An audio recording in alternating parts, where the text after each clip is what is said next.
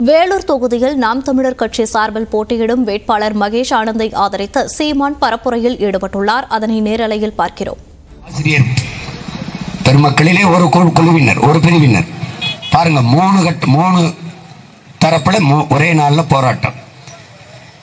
இவர்கள் யாரையுமே நிரந்தர பணிக்கு ஆசிரியர் வேலை என்றால் அது ஒப்பந்த பணியாளராக தான் எடுக்கிறார்கள் இந்த அரசியலாளர்கள். ஏன்?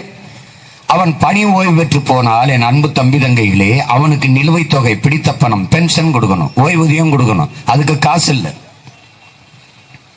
அதுக்கு காசு இல்லை. ஆனால் 9 லட்சம் கோடி கடன். அது எப்படி வந்தது தெரியாது. கடன் தொகை இவ்வளவு இருக்கென்று சொல்லிவிட்டார்கள். எப்படி எந்தெந்த துறைகளில் ஏன் கடன் வந்தது அதை சொல்ல முடியவில்லை.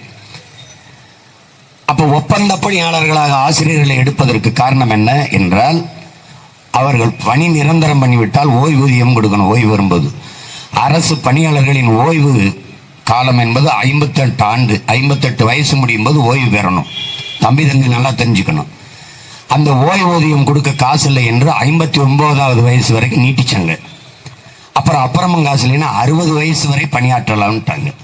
இப்போ இந்த 2 ஆண்டு காலம் படித்து முடித்த பிள்ளைகள் வேலை இல்லாமல் காத்துக்கிட்டு இருக்கான். ஏன்னா இவங்களே பணி நீட்டிப்பு செஞ்சதுனால.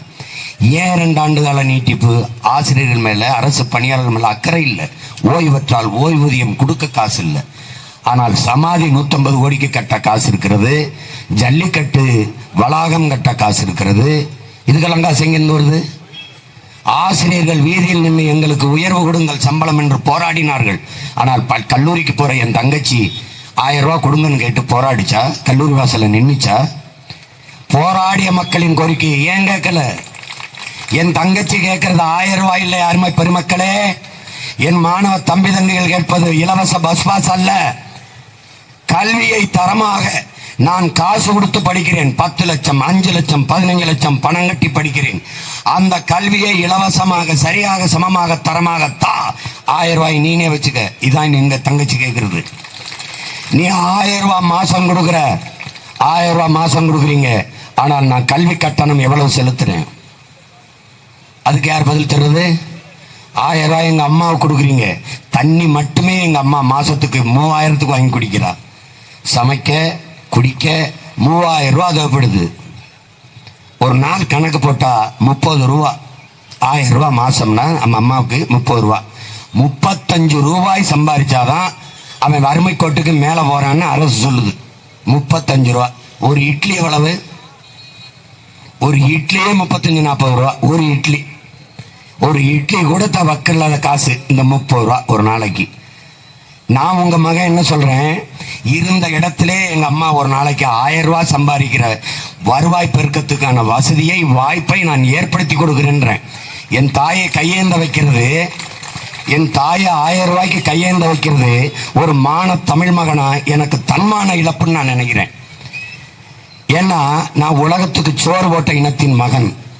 நான் மானத்திற்கும் வீரத்திற்கும் அறத்திற்கும் உயிரென்று நின்று வாழ்ந்த இனத்தின் மகன்.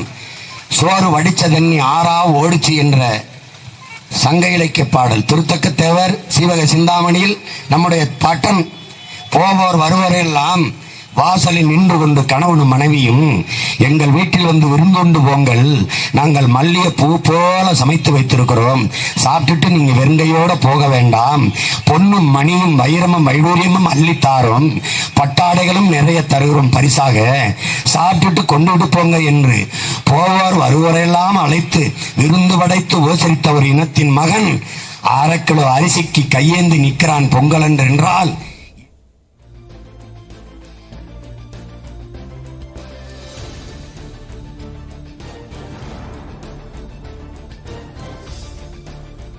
வேலூரில் சீமான் பரப்புரை செய்த காட்சிகளை பார்த்தோம்.